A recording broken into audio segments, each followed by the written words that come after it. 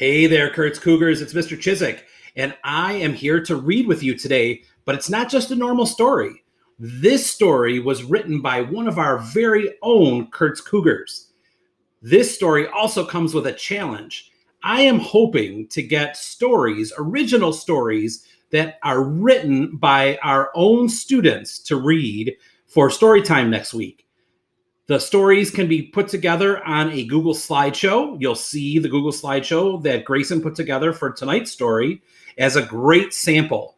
What I'd like you to do is make sure that you have lots of great illustrations, lots of great detail to add to the story, because if I'm going to read it, I want to be super silly or super serious or super exciting. And I want the readers, the people that are reading along with me and watching along, to be able to see your hard work. So I'm looking for artists, I'm looking for technologists, and I'm looking for some great authors.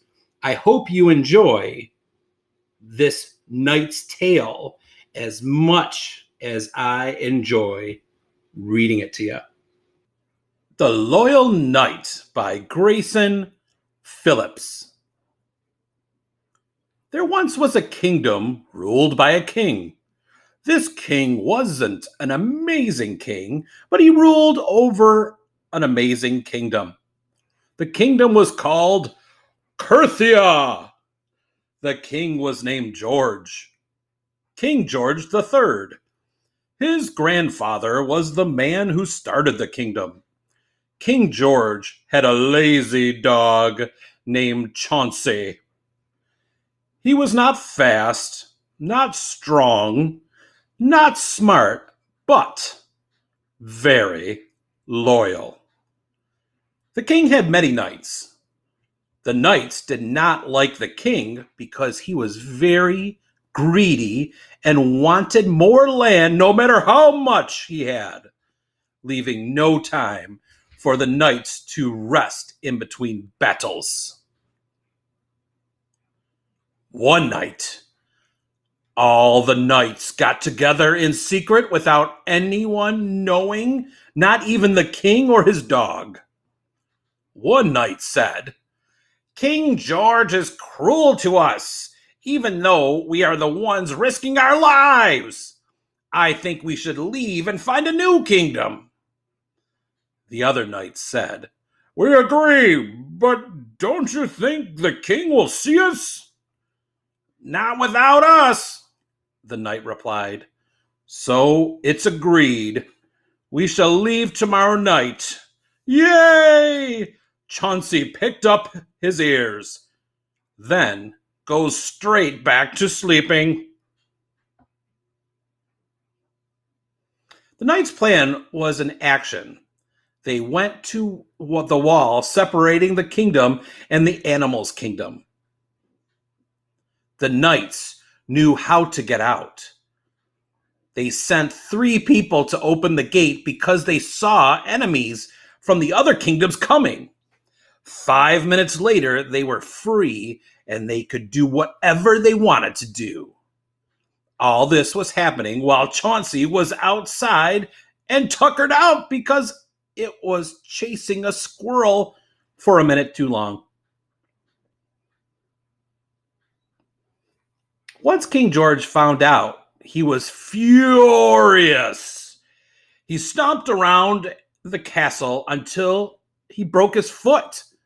Once that happened, he just shouted from his bed.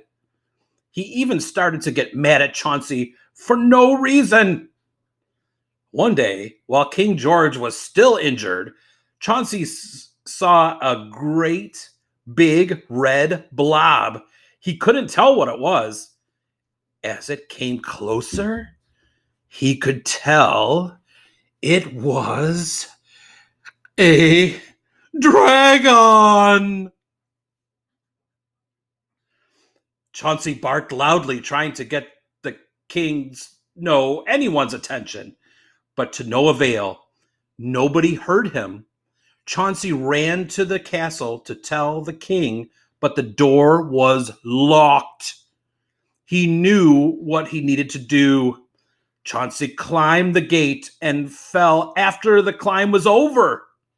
The dragon was so close, Chauncey could smell it. The dog finally was face to face with the dragon. Chauncey was scared and the dragon was fierce. Chauncey pounced on the dragon. It didn't even flinch. Chauncey tried to bark at it, but it didn't matter. Chauncey started to run around and around until the dragon was too dizzy and tired. The dragon fell to the ground. It was so big, Chauncey felt the ground shook. Chauncey saw the knights. They were a wreck. Half of them had almost none of their armor left because they got it destroyed from them while hunting. Chauncey chased after them while barking to get their attention. It worked! The knights helped slay the dragon. Chauncey saw the knights.